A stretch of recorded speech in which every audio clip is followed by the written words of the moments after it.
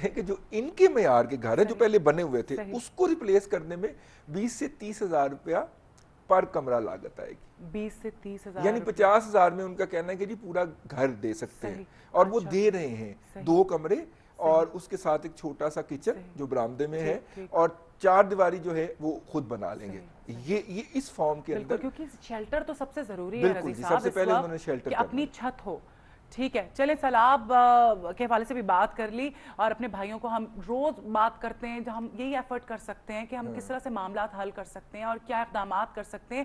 Ration جو ہے واقعی بہت زیادہ جا رہا ہے, میں یہ بات کرنا بھی چاہ رہی تھی کہ آپ ذرا ہٹ کے تھوڑا سوچیں, مطلب پیسے آپ دیں یا جا کے وہاں دیکھیں, گھر بنا دیں مل کے, لوگ فرینڈز وغیرہ بہت ابھی بھی لوگ اتنا بڑھ چڑھ کے کر رہے ہیں, تو میں یہی سوچ رہی تھی کہ سب مل کے پیسے جمع کریں, تھوڑا بہت کر کے گھر بنائیں. یہ ایک اور بڑی انٹرسٹنگ فگر ہے کہ پاکستان کے اندر, اور خاص طور پہ جو افیکٹڈ ایریا ہیں خیبر پختونخوا کے, پنجاب کے اور سندھ کے, یہاں پہ 40% جو لینڈ ہے وہ ان لوگوں کے پاس ہے جن کے پاس 1 ایکڑ سے کم ہے, 1 ایکڑ اور اس سے کم رقبہ ہے. اچھا, سو ایسے فرد کے اوپر جس کا ٹوٹلی گزارا اس کے اوپر ہے اور وہ کوئی ایڈیشنل کام ساتھ نہیں کرے گا تو اس کا گزارا ممکن نہیں ہے.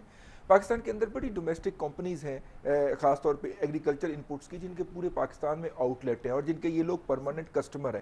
اگر آپ ان کو بھی دے دیں کہ جناب کوئی ایسا ہمیں بتا دیں, اور وہ آپ کو میچ کروا دیتی ہیں کہ جناب یہ بندہ, اور یہ کل چوہدری سرور صاحب سے بات ہو رہی تھی, وہ یو کے فارمر ممبر پارلیمنٹ ہیں, وہ کیا کر رہے ہیں, وہ کہہ رہے ہیں کہ جی یو کے اندر پاکستانی جو برٹش پاکستانی ہیں انہوں نے 800 گھر بنا کے دینے, ٹھیک ہے, کمٹ کر لیا ہے, باقاعدہ سائن ہو گیا اور وہ کنسٹرکشن شروع ہو چکی ہے اس کی, اور وہ انشاءاللہ اگلے کوئی 15-20 دنوں کے بعد وہ ڈیلیوری کے فیز میں چلے جائیں گے.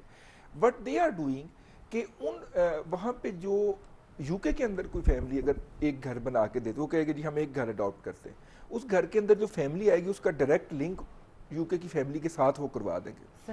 ان فیوچر اگر انہیں اپنے کاروبار کی بحالی کے لیے کہ کوئی ان کا جانور بہ گیا ہے وہ خریدنا ہے, یا فصل کے لیے ان پٹ چاہیے, وہ اگر انہیں وہ بھی ضرورت ہوگی تو وہ فیملی پوری کرے گی. تو اس طرح اگر آپ ایک لنک ڈیولپ کریں نا جی, تو وہ زیادہ بہتر ہوگا بجائے اس کے کہ آپ سارا کچھ آگے فورٹریس اسٹیڈیم چھوڑا ہے. I mean وہ آپ کو اپنی جینوائن نیڈ بتائے گا. بالکل.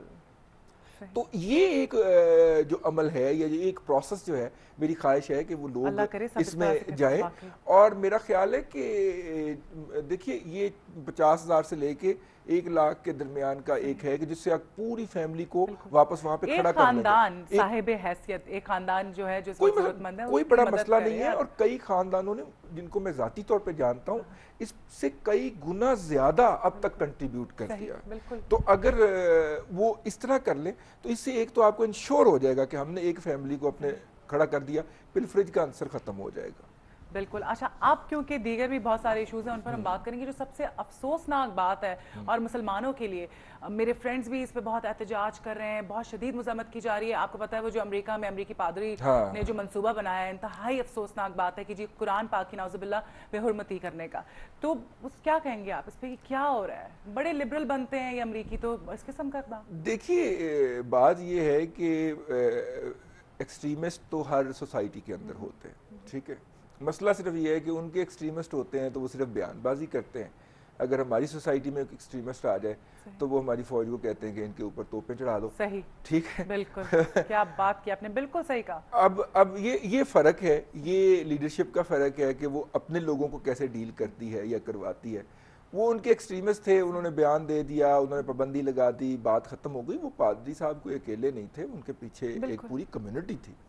اور یہ بہرحال ایک اسکول آف تھاٹ کو وہ اپنی سوسائٹی کو اس طرح, آپ پچھلے دنوں ایک امریکن گرفتار ہوا تھا نا پشاور سے, اور اس سے پوچھا گیا تو اس نے کہا جی میں ملا عمر اور اسامہ بن لادن کو قتل کرنے آیا ہوں, وہ پشاور میں پایا جا رہا تھا.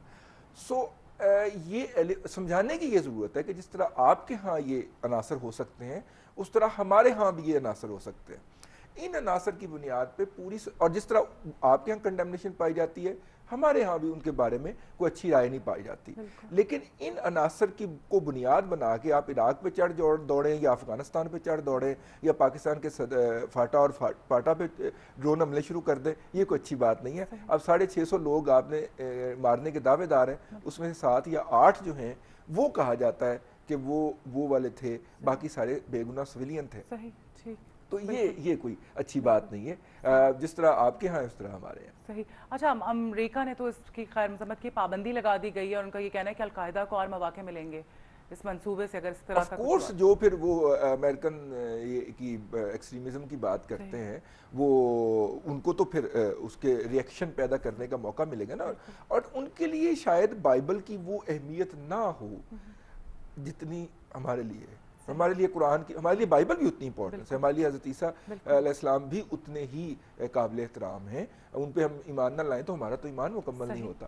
ٹھیک ہے, ان کے لیے اپنے لیے کیونکہ وہ سیکولر سوسائٹی بن گئی ہوئی ہے, سیکولر سوسائٹی کے لیے شاید اس کی اتنی اہمیت نہ ہو جتنی ہمارے لیے قرآن کی بھی اور بائبل کی بھی اہمیت ہمارے لیے ہے. اس لیے میرا خیال ہے کہ انہیں اس طرح کی حرکت نہیں کرنی چاہیے, لیکن اگر وہ اس طرح کی حرکت نہ کریں تو ہمیں کیسا پتہ چل. بالکل, یہ بات بھی بالکل آپ کی وجہ ہے. اور سب سے مزے کی بات آپ کو پتہ ہے بھارتی وزیر اعظم کا جو بیان آیا ہے, مطلب ان سے ایکسپیکٹ نہیں کر رہی تھی کہ وہ اس طرح کی بات کریں گے. بھارت ہمیشہ کوئی الٹی سیدھی بات ہی کرتا ہے. مطلب اس منصوبے کو مطلب اس کی مذمت بھی کی اور کہا ہے کہ کوئی بھی مذہب جو ہے وہ محفوظ نہیں رہے گا.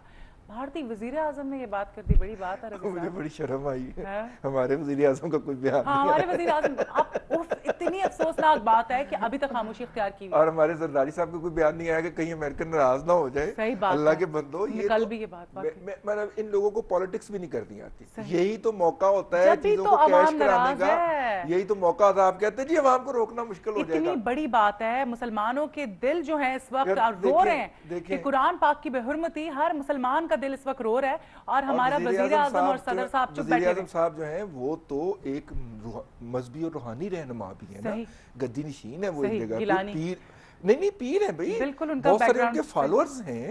ٹھیک ہے, اور بڑا احترام ہے ان کی گدی کا, جس کے وہ گدی نشین ہے. اور لیکن اس کے باوجود اگر وہ کچھ نہیں بولے نا تو یہ تھوڑی سی زیادتی کی ہے پیر صاحب نے ہمارے ساتھ بھی اور قوم کے ساتھ. صحیح, بالکل. اچھا اب بات کر لیتے ہیں کیونکہ عید ہے کل, سیکیورٹی کی صورتحال پہ. سیکیورٹی جگہ جگہ رضی صاحب ناکے لگے ہوئے, ہر بندہ جو ہے نا وہ, اب میں کیا ناکے تو کسی اور پرپس کے لیے لگے, کس لیے لگے ذرا بتائیں. وہ تو عیدی کے لیے لگے, عیدی کے لیے لگے. ہاں صحیح, وہ تو ہمیشہ چلتا رہتا ہے. عیدیاں لینی ہیں, وہ بیچارے پولیس والوں پہ بھی مجھے ترس آتا ہے, ان کو بھی کیا کہیں. مطلب ان کی ڈیوٹیز لگا دیتے ہیں, جو ہونا ہوتا ہے, جس نے تہیہ کیا ہوا ہے کہ جی میں نے بلاسٹ کر دینا, اس نے تو کرنا ہے. اس کے باوجود چیزیں صورتحال بہتر تو نہیں ہو رہی, ہو تو سب کچھ رہا ہے, بلاسٹ پھر بھی ہو رہے ہیں, لوگ مر رہے ہیں, اور پھر ناکے اتنے لگے ہوئے, ٹریفک کو ڈسٹرب آپ نے کیا ہوا ہے. دیکھیے یہ ساری باتیں اپنی جگہ پہ, لیکن ان کو جسٹیفیکیشن اس طرح مل جاتی ہے جب ہم کہتے ہیں کہ ہم حالت جنگ میں ہیں, اور حالت جنگ میں ایکسٹرا آرڈنری سچویشنز ہوتی ہیں.